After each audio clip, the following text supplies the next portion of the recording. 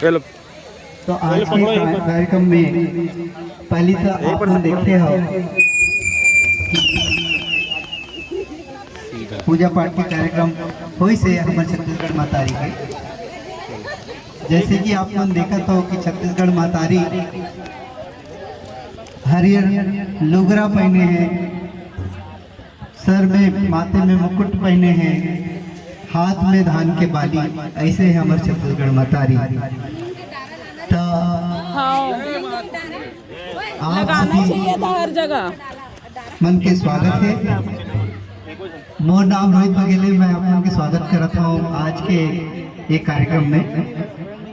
यही बोली के साथ कि गुरतुर हवे गोट के गुरतुर हवे गोट के और सुगर हवे बोली लइका मन करते जी सबको संग हंसे ठिठोली।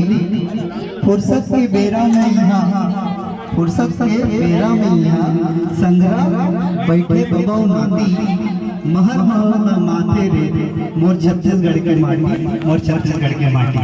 आप सब जन के आज के कार्यक्रम में स्वागत है।